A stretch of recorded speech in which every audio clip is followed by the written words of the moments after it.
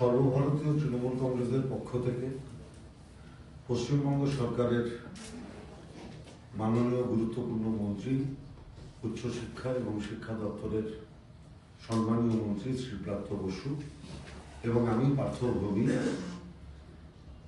আজকে সকালবেলায় আপনাদের আমন্ত্রণ জানিয়েছি আমাদের কিছু বক্তব্য পেশ করবার জন্য। মূলত আপনারা সবাই অবগত আছেন যে আজকে ভারতবর্ষের স্বরাষ্ট্রমন্ত্রী বাংলা 2026-এর বিধানসভা নির্বাচনকে সামনে রেখে শুধু নির্বাচনী প্রচার করবার জন্য তিনি আজকে ব্যারাকপুর এবং শিলিগুড়িতে দুটি সভা করবেন, রাজনৈতিক সভা। যদিও 2021-এর পরে আমরা 24 অব্দি লোকসভা নির্বাচনের প্রাক্কাল অব্দি আমরা দেখেছি যে ভারতবর্ষের প্রধানমন্ত্রী কিংবা ভারতবর্ষের স্বরাষ্ট্রমন্ত্রী তাদের বাংলায় আসার মতো কোনো সময় হয়নি। আবার 2024-এর পার্লামেন্ট ইলেকশনের আগে এসেছিলেন, আবার 2026-এর বিধানসভা নির্বাচনের আগে আসছেন। অর্থাৎ নির্বাচন আসলেই ভারতবর্ষের মাননীয় প্রধানমন্ত্রী নরেন্দ্র মোদী এবং ভারতবর্ষের স্বরাষ্ট্রমন্ত্রী অমিত শাহ তাদের বাংলার কথা মনে করেন, আর অন্য সময় তাদের বাংলার কথা মাথায় থাকে না। আজকে ব্যারাকপুরের আনন্দপুরের যে মাঠে আজকে তিনি কর্মী সভা করবেন, আপনারা জেনে আশ্চর্য হবেন যে এই মাঠে একটা সময় সাড়ম্বরে সরস্বতী পুজো হতো, এই মাঠে একটা সময় সাড়ম্বরে মেলা হতো। এই মাঠে ব্যারাকপুর থেকে যত ভালো ফুটবল প্লেয়ার উঠেছেন, ভালো ক্রীড়াবিদ উঠেছেন, তারা এই মাঠে খেলাধুলা করতেন। 2014 সালে ভারতীয় জনতা পার্টি ক্ষমতায় আসার পর এটা অত্যন্ত দুর্ভাগ্যজনক যে এই মাঠে সরস্বতী পুজো করতে দেওয়া হয় না, তার অনুমতি দেওয়া হয় না, এই মাঠে কোনো খেলাধুলা করতে দেওয়া হয় না।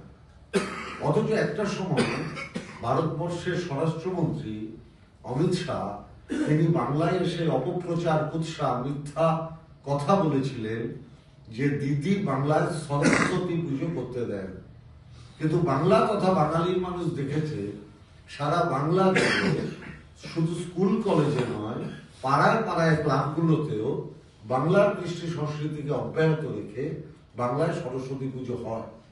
আর যিনি অভিযোগ করেছিলেন অমিত শাহজি, আপনি আপনার জ্ঞাতার্থে জানাই আপনার দপ্তর ওই আনন্দপুরী মাঠে সরস্বতী পুজো করতে দেয় না, তার অনুমতি দেয় না, খেলার অনুমতি দেয় না, মেলার অনুমতি দেয় না, ওই মাঠটাকে জঞ্জালে পরিণত করে রেখেছে।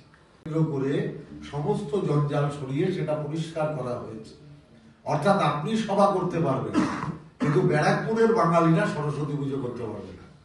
আপনি কর্মী সভা করতে পারবেন কিন্তু ব্যারাকপুরের বাচ্চা বাচ্চা ছেলে মেয়েরা তারা ওই মাঠে খেলাধুলা করার অনুমতি পাবেন না। আপনি সভা করতে পারবেন কিন্তু ব্যারাকপুরের প্রাণ কিন্তু আনন্দপুরী মাঠে ব্যারাকপুরের মানুষ সবাইকে সমবেত করে ওখানে কোনো উৎসব করতে পারবে না।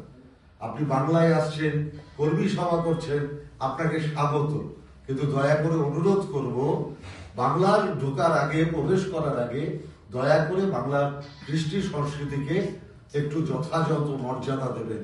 এটুকু নিশ্চিতভাবে আপনার কাছে আমরা আশা করতে পারি।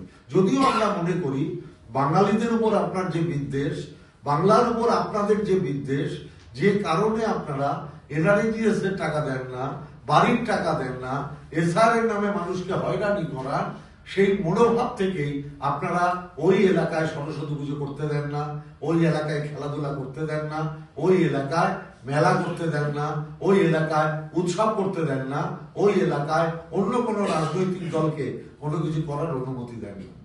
আমি বিস্তারিত বলার জন্য সম্মানীয় মন্ত্রী শ্রী ব্রাত্য বসুকে অনুরোধ